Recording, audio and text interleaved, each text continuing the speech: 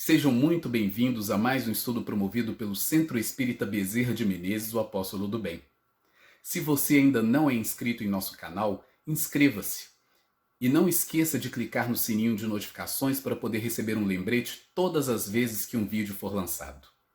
Se puder também, compartilhe este vídeo e todos os demais vídeos com seus amigos e familiares que possam se beneficiar dos estudos que têm sido feitos pela casa. Muito obrigado e que Jesus abençoe a todos. Em homenagem ao aniversário da minha mãe hoje, eu vou cantar a música Simples, que é uma composição nossa do ano de 2005.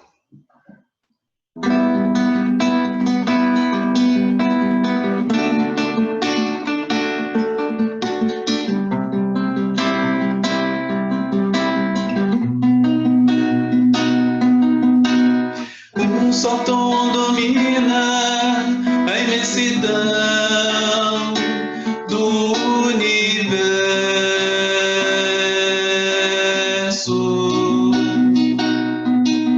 das moléculas que dançam e formam estruturas, as células nos seres trabalhando com bravura, mas cada um é parte, centelha infinda de um cosmos a crescer. A mente irradia, criando ao seu alcance, a nota vibra em qualquer canto, mantendo-nos em transe do amor que nasce na pedra, aprendendo a atração, a mãe doando-se ao filho, requerendo atenção. A onda do mar batendo na areia é a lágrima do homem num coração que se incendeia. A água circula no corpo, mantendo a harmonia. É o sangue pulsando no éter, sustentando o firmamento que brilha.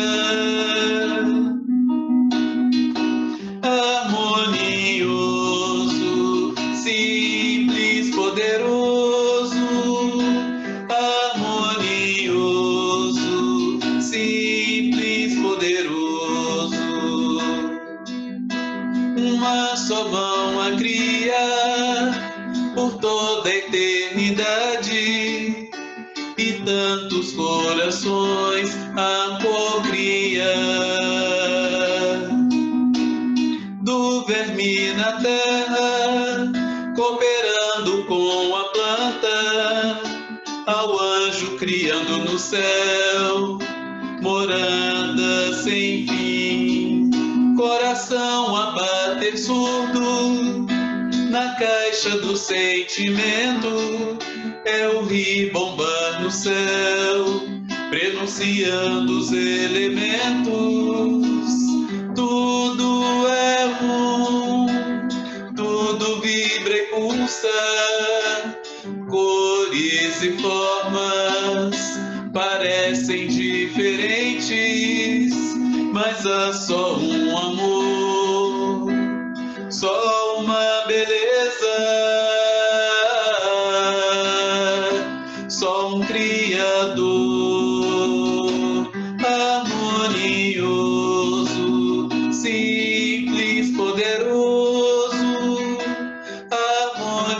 Harmonioso, simples, poderoso. Tudo é um, tudo vibra e pulsa, cores e formas parecem diferentes, mas há só um amor, só uma beleza, só um Criador.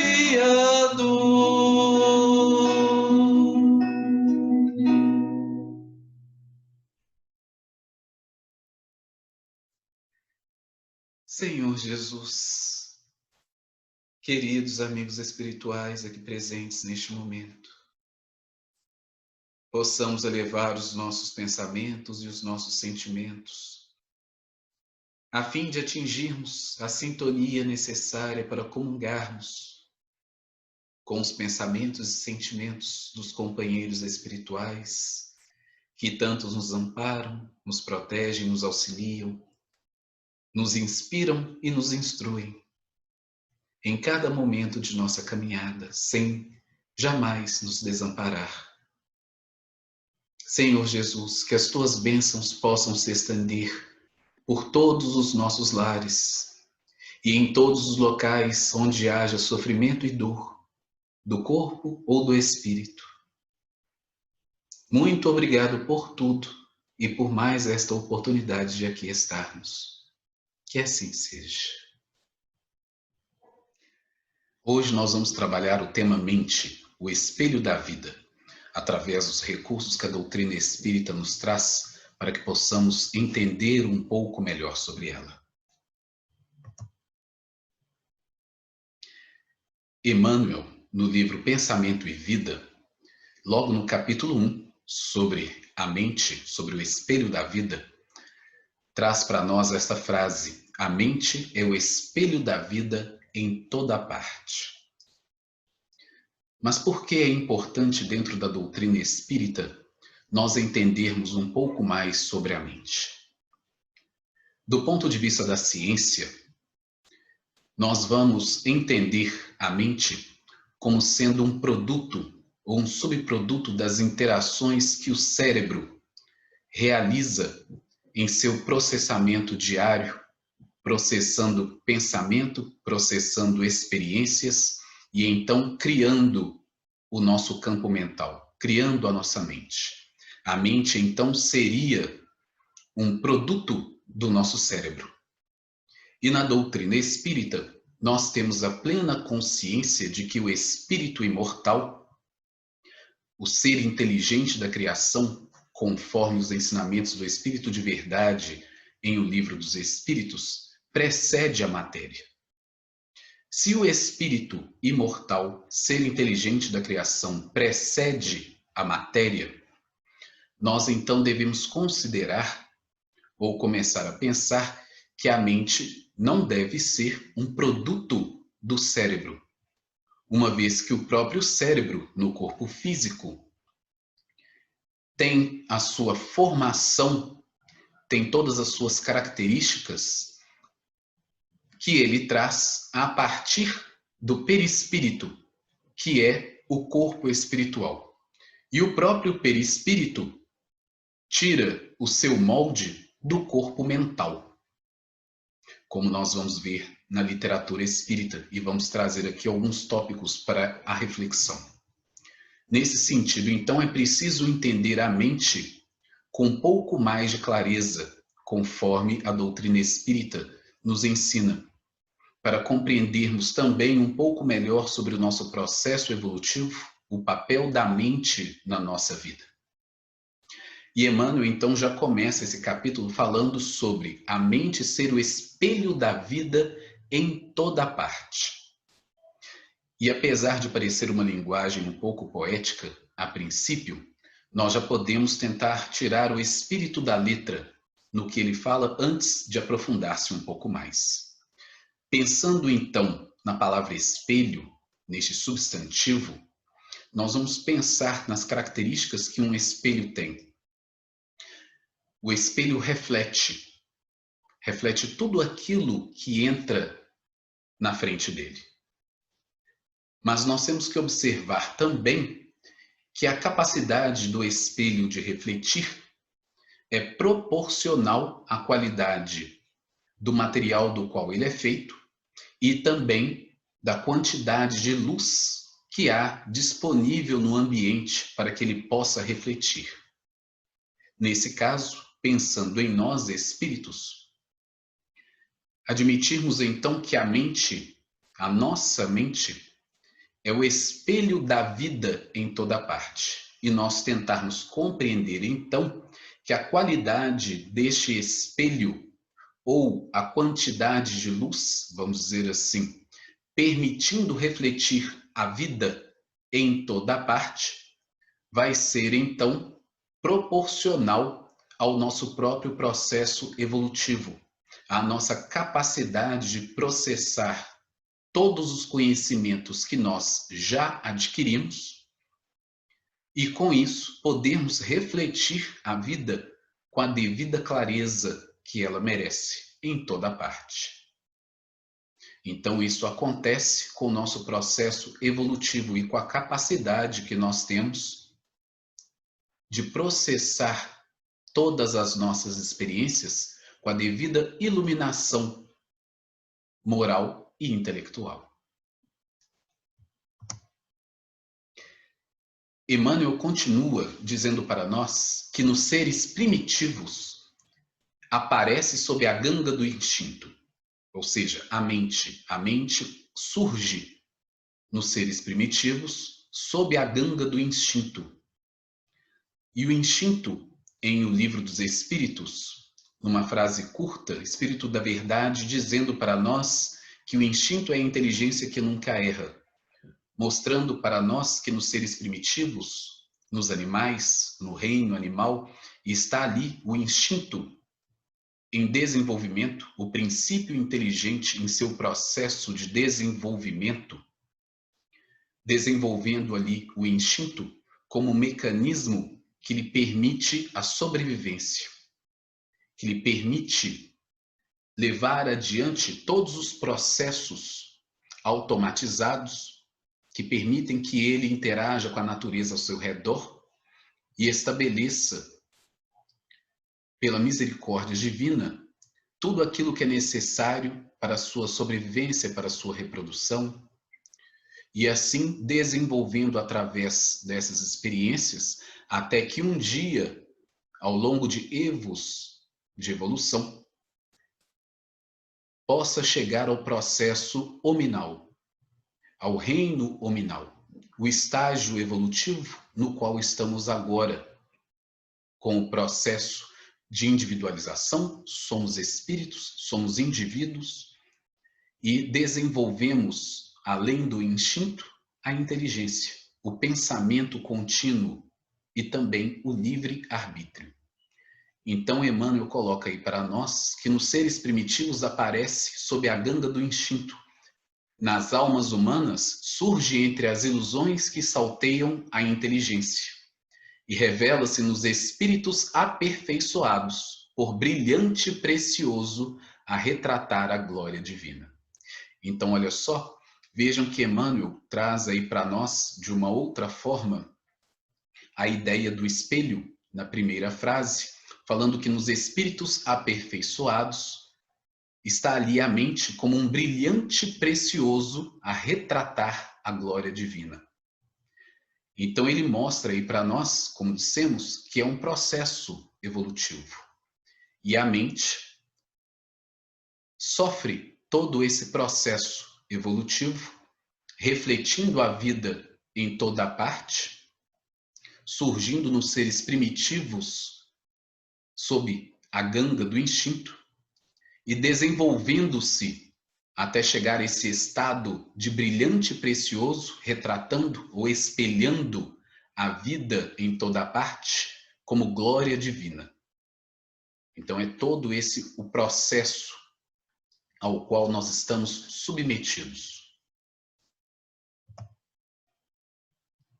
Ele também diz que somos impelidos a interpretá-la, a interpretar a mente, como sendo o campo de nossa consciência desperta, na faixa evolutiva em que o conhecimento adquirido nos permite operar. Então vamos parar aqui um pouquinho para poder pensar, para poder refletir um pouco sobre isso. Então, campo de nossa consciência desperta. Então, olha só. Dentro da psicologia, nós vamos identificar aí a consciência ou os processos de consciência divididos de maneira didática em três categorias específicas. O inconsciente, que nós não temos acesso direto, mas que vive trazendo impulsos para o nosso consciente, e lá no inconsciente estão os registros, todos os registros de nossas reencarnações passadas, de todas as nossas experiências, de todos os nossos aprendizados. E nós vivemos habitualmente dentro do campo do consciente, da arena diária, daquilo que nós podemos interagir, operar, decidir, trabalhar, escolher. E temos ali o superego, que é o nosso desejo, aquilo que nós almejamos, para onde nós estamos indo, as nossas aspirações de crescimento. Então, nós lidamos com isso o tempo inteiro. E ele, então, localiza ou interpreta a mente como sendo o campo de nossa consciência desperta, ou seja, daquilo que nós já temos, então, condições de trabalhar na faixa evolutiva em que os nossos conhecimentos nos permitem. Então, todos os conhecimentos que nós temos de maneira consciente agora e que nós temos a possibilidade de operar sobre eles, e então operar sobre eles implica a nossa capacidade de livre-arbítrio, de escolha, de entendimento, ou seja, também a parte intelectual, não só a parte moral, dentro, então, disso que ele chama do campo de nossa consciência desperta. Quando nós vamos estudar um pouquinho sobre a física e sobre a física quântica, nós vamos também ver a palavra campo sendo usada, a teoria de campo, ou a teoria de campo quântico, que diz para nós sobre as relações das partículas eletromagnéticas dentro de sistemas físicos diferentes. Ora, nós sabemos que o nosso pensamento movimenta energias e ele próprio é uma forma de energia dentro do espectro eletromagnético, que tem a capacidade de emissão, como também a capacidade de atração. Nós estamos em constante permuta de energias dentre os vários fluidos que estão ao nosso redor, induzidos pela nossa onda mental, pelo nosso pensamento. E isso cria, então, o que o Emmanuel está chamando de campo da nossa consciência desperta. Ou seja, é toda uma faixa dinâmica em que o conhecimento que nós já adquirimos dentro da faixa evolutiva em que nós estamos, nos permite agir, nos permite operar, nos permite escolher. E com isso, angariar novas experiências. Então, nós estamos num constante loop de aquisição de experiências, processamento dessas experiências, colheita das consequências dessas experiências para nova avaliação desses aprendizados e então continuamos este movimento dinâmico que é a nossa mente dentro da nossa consciência desperta.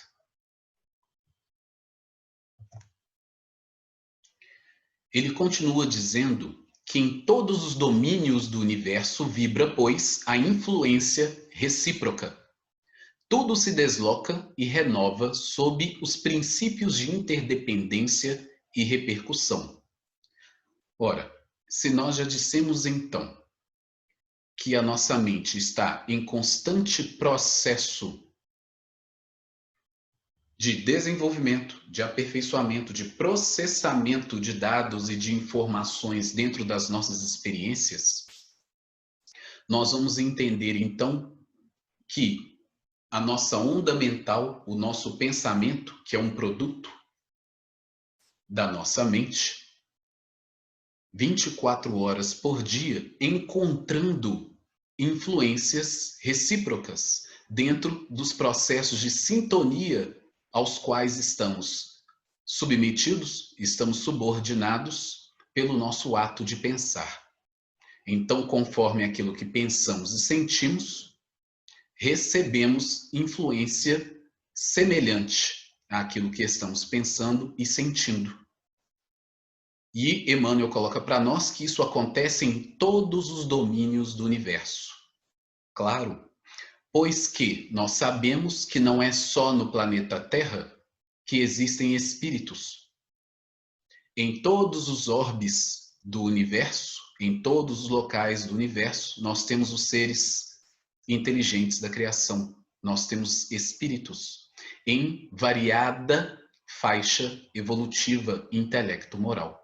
O tempo inteiro pensando, o tempo inteiro interagindo mentalmente com as ondas mentais de outros espíritos que afinizam com o estilo de pensar e o estilo de sentir de cada um de nós. Então, tudo se desloca e se renova sob os princípios de interdependência e repercussão. Então, tudo se repercute no universo o tempo inteiro, através do nosso pensamento. Assim, imagino que já começa a ficar claro para nós, como dissemos no início, que nós, enquanto espíritas, não podemos pensar à maneira da ciência materialista, em que a mente é um produto do cérebro.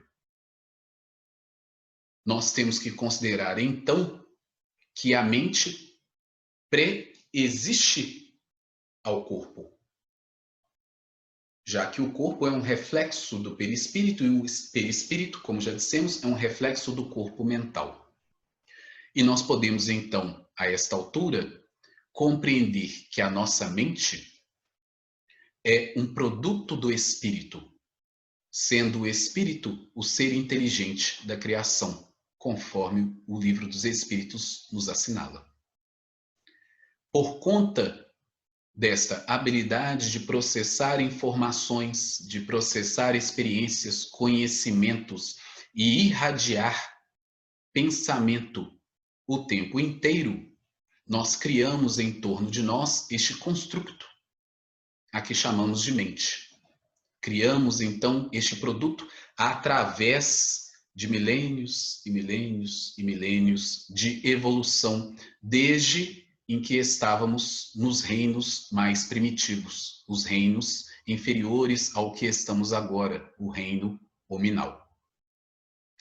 Inclusive, o senhor Honório de Abreu, um estudioso espírita que também já foi diretor da União Espírita Mineira por muitos anos, em um estudo para a mocidade em que eu fazia parte, muitos e muitos anos atrás, criou uma figura de linguagem muito interessante para nos fazer pensar sobre isso, quando ele nos disse que a nossa mente secreta pensamento, que o pensamento é uma secreção mental.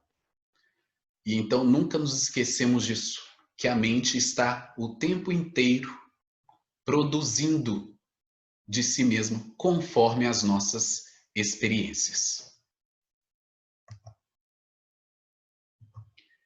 E então, o Emmanuel, ainda neste capítulo sobre o espelho da vida, coloca para nós uma equação muito interessante sobre este processo que a nossa mente nos permite no campo do pensamento, em como um reflexo vai chegar até o momento da ação propriamente dita, o processo da nossa mente.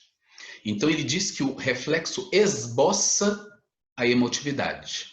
E nós pensamos aí no esboço como, por exemplo, as pessoas que desenham começam ali a rabiscar, a esboçar alguma coisa. Arquitetos e engenheiros também têm esta característica de pegar o papel, de pegar o lápis e começar a esboçar uma ideia, um planejamento de algo que estão querendo materializar, de algo que estão querendo produzir.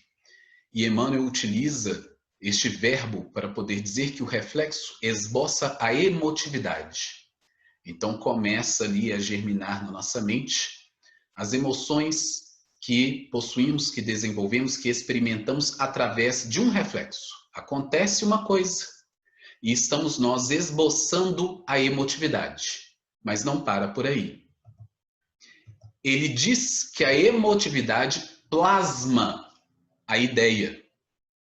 E então nós já vemos isso então sendo concretizado na nossa mente. A emotividade plasmando, ou seja, criando, dando forma a uma ideia. A ideia determina a atitude e a palavra que comandam as ações. Então, olha só, desde o reflexo até as ações propriamente ditas, diz Emmanuel para nós que há um caminho sendo percorrido, que nós, imagino, na maioria das vezes, sequer percebemos. Ou nos damos o trabalho de perceber. Estamos dentro do ônibus, lotado, um companheiro passa despercebido por nós, pisa no nosso pé. Um reflexo. Nós, se não vigiarmos, já estamos virando e xingando. E já carregado de toda uma emoção, normalmente de raiva ou de indignação, e já estamos ali dizendo impropérios para a pessoa que pisou no nosso pé, muito provavelmente sem intenção de fazê-lo. Então, olha só, o reflexo esboça uma emoção, nesse caso de raiva ou de indignação. Essa emotividade já plasmou a ideia de xingar, de agredir a pessoa, e essa ideia já determinou a atitude, a palavra que comanda, então, esta ação infeliz. Qual que é a proposição, então? Nós tentarmos o máximo possível, dentro, então, do que o Cristo nos ensinou, de olhar e vigiar e orar, de pensarmos mais detidamente sobre os reflexos que se nos apresentam, para que nós possamos trabalhar melhor a nossa emotividade, a fim de que, então, essas nossas emoções possam plasmar ideias melhores. Nós tenhamos tempo de frear atitudes e palavras, as nossas ações, de maneira mais feliz. Mas é um processo. Estamos dentro do processo de compreendermos e de dominarmos esses aspectos do nosso pensamento e da nossa mente, na aquisição de experiências melhores para a nossa vida. Emmanuel diz que ninguém permanece fora do movimento de permuta incessante. Uma vez que pensamos 24 horas e mal nos damos conta, muitas vezes, de dominar aquilo que pensamos e sentimos, mas sabendo das características eletromagnéticas e de indução do nosso pensamento sobre todos os fluidos que estão ao nosso redor, sintonizando com todos aqueles que pensam e sentem conforme nós estamos pensando e sentindo, nós vamos entender esta frase, que a permuta é incessante. E por isso, repetindo, o olhar e vigiar e orai. Respiramos no mundo das imagens que projetamos e recebemos. Então, olha só, uma outra característica interessante dentro de todo esse processo mental. Como já dissemos, o próprio perispírito, o corpo espiritual, conforme assinalado em O Livro dos Espíritos, é um reflexo do nosso corpo mental. É matéria, ainda que matéria mais sutil, que dá molde para o nosso corpo. Mas uma das propriedades que nós apontamos, que nós entendemos através do estudo do Livro dos Médiuns, é que o perispírito tem capacidade fotográfica. Tudo aquilo que nós pensamos, tudo aquilo que nós sentimos, plasma imagens no nosso campo de psicosfera. Ou seja, no campo que a nossa mente, em conjunção com os nossos fluidos, o fluido vital que emana das células do nosso corpo, cria em torno de nós. Psicosfera é o termo que André Luiz usa em sua obra, mas no comum, no vocabulário popular, conhecido como aura. E André Luiz dá o nome de psicosfera. este campo que é gerado em torno de todos nós, criado pelo nosso pensamento contínuo, a se ligar pelas suas propriedades eletromagnéticas ao fluido vital que emana das células do nosso corpo. E com isso, enquanto pensamos, enquanto angariamos novas experiências para o nosso campo mental, estamos nós projetando todas as imagens daquilo que pensamos, daquilo que sentimos. Então nós respiramos neste mundo.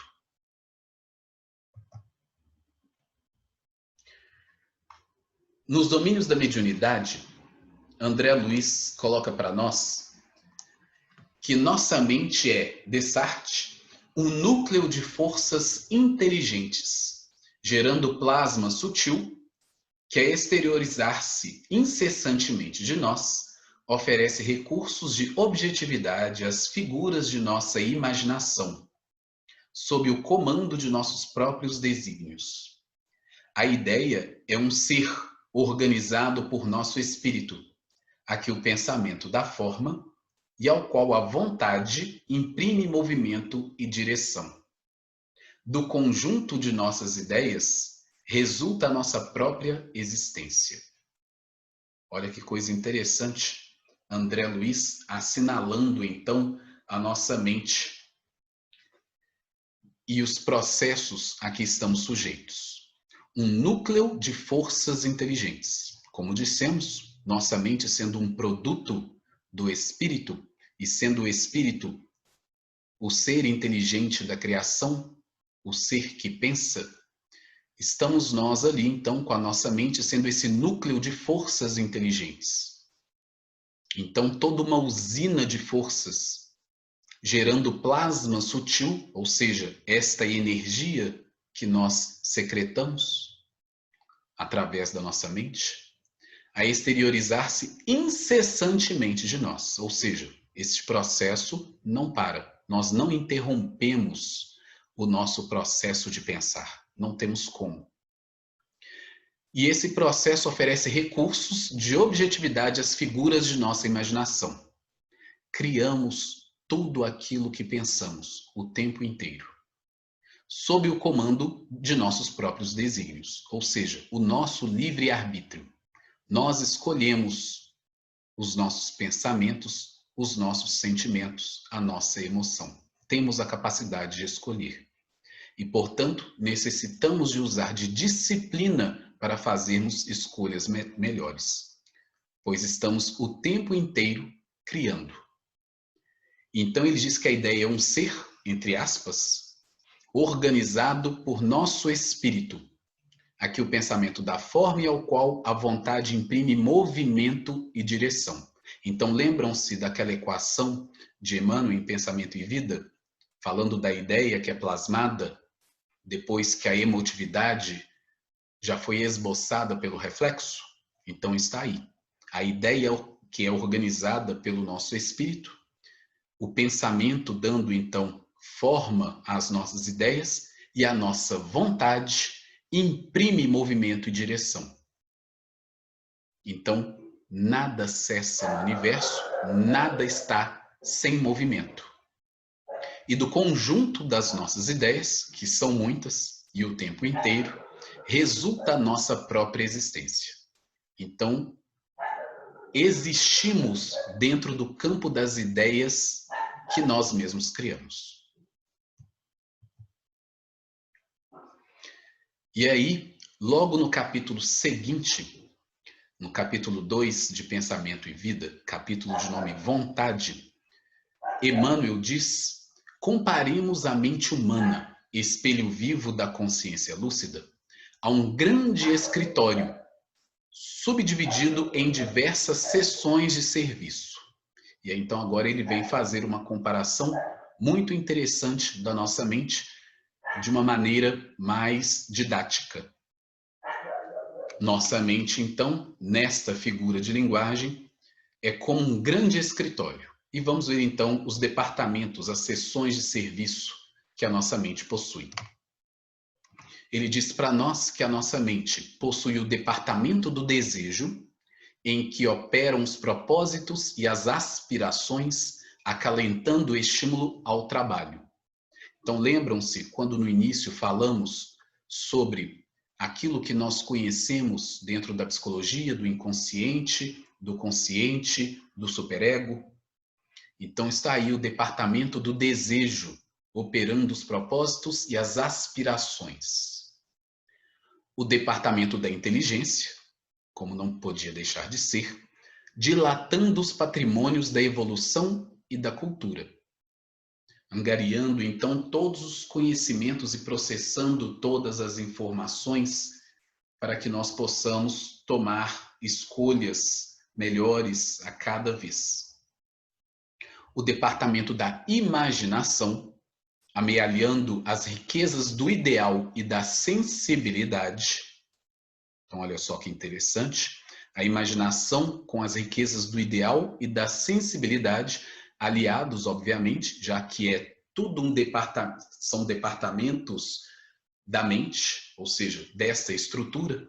Então, imaginação e inteligência. Apenas inteligência sem imaginação não nos torna seres mais completos. Nós necessitamos também de imaginação para que nós possamos adquirir as riquezas da sensibilidade, assim como a inteligência está dilatando os patrimônios da evolução e da cultura. E também o departamento da memória, arquivando as súmulas da experiência. E outros ainda que definem os investimentos da alma. E aí ele diz que acima de todos eles, de todos esses departamentos, que a nossa mente poderia ser classificada, dividida, surge o gabinete da vontade. A vontade é a gerência esclarecida e vigilante, governando todos os setores da ação mental. Ou seja, todos esses departamentos, desejo, inteligência, imaginação, memória e outros, que ele não define para nós, mas que ele diz que definem os investimentos da alma, estão sob a gerência esclarecida e vigilante da vontade. Então, a vontade é a responsável por todos esses departamentos, por controlar, por dar direcionamento a todos esses departamentos. Nós nos lembramos de O Livro dos Espíritos, quando Kardec questiona ao Espírito de Verdade se de nós mesmos era possível que nós fizéssemos o necessário para progredirmos, para evoluirmos, se isso dependia de nós ou de um fator externo. Ora, se dependesse de um fator externo, nós não seríamos responsáveis por nada na nossa vida. Então a pergunta tem sentido e, como sempre, um bom senso que nós ainda estamos longe de conquistar. E o espírito de vontade diz para nós com toda clareza que sim, depende de nós, que os esforços para empreendermos a nossa evolução são muito insignificantes. Mas o que nos faltava, ou o que nos falta, é a vontade. Então, olha só. Quando então Emmanuel fala sobre os departamentos da nossa mente e dizendo que a vontade é a gerência esclarecida e vigilante governando todos os setores da ação mental, nós vamos compreender essa resposta em O Livro dos Espíritos, de que nós não estamos ainda utilizando todo o potencial da nossa vontade para realmente gerenciarmos todos os departamentos de nossa mente. De que nós precisamos fortalecer, conhecer e dominar a nossa vontade a fim de darmos direcionamento dentro do Evangelho para todas as nossas ações, pensamentos, sentimentos.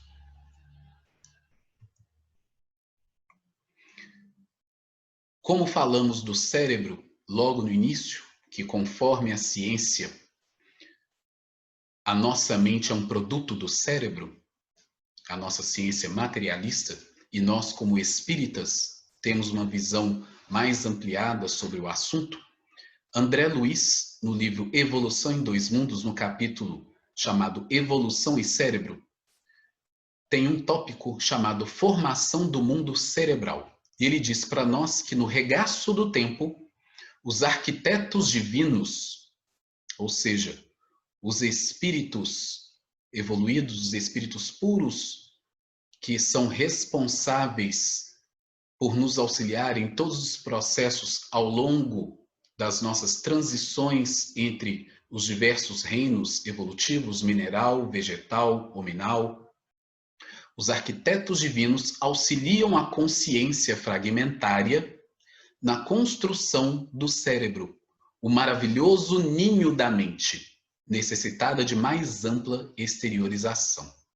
Então nós vamos compreender como Emmanuel colocou lá no início, que nos seres primitivos surge sob a ganga do instinto, estão ali os arquitetos divinos, nas palavras do André Luiz, auxiliando a consciência fragmentária, ou seja, o princípio inteligente ainda, em processo de desenvolvimento, na construção do cérebro, desde os seres mais primitivos, em que o cérebro já começa ali a surgir, e ele faz esta analogia super poética, é o maravilhoso ninho da mente.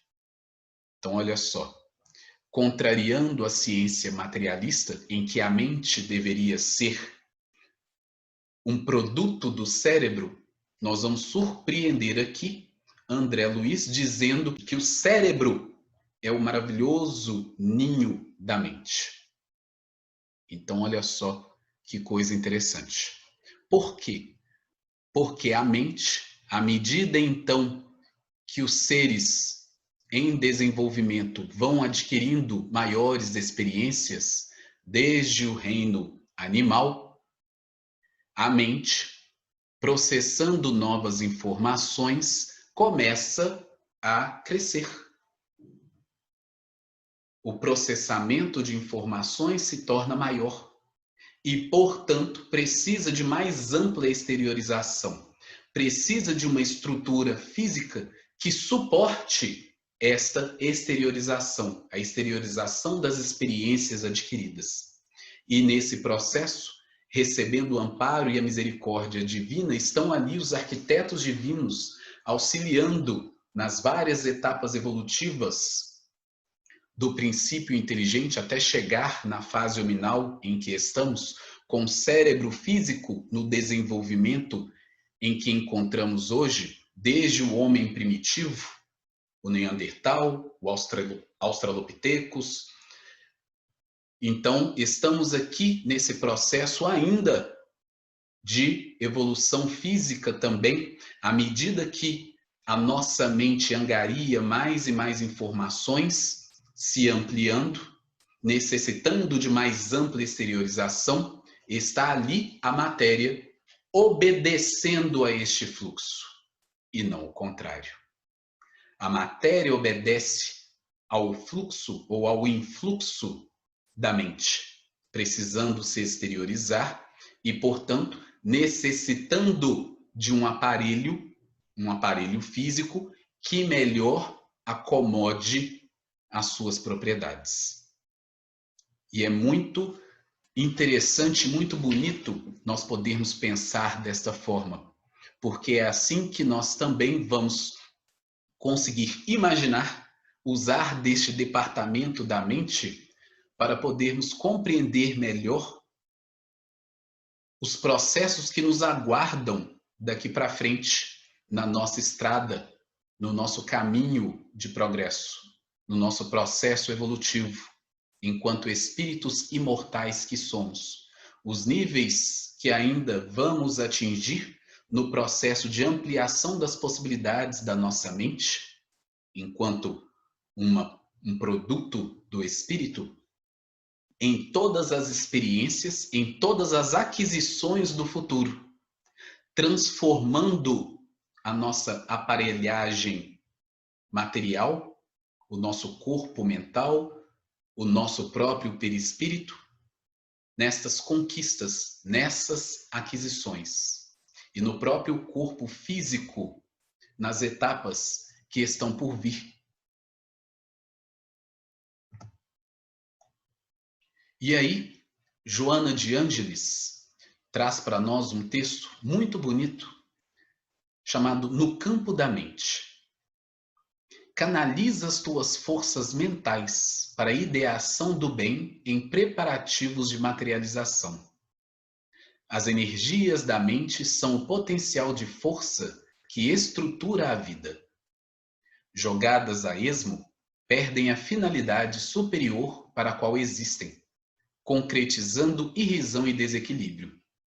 Assim, cuida do direcionamento dos teus pensamentos, evitando os devaneios que te incendeiam de paixões perturbadoras, que há nelas e certamente não se consumarão. Mesmo que aconteçam, sustentadas pelo teu desejo ardente, são fogos fátuos que logo desaparecem. Exercita tua mente, fixando ideias otimistas de saúde e de trabalho. Insiste com essas formas ideais, e elas se consubstanciarão mantidas pelo fluxo do anelo, condensando-se no plano da realidade objetiva.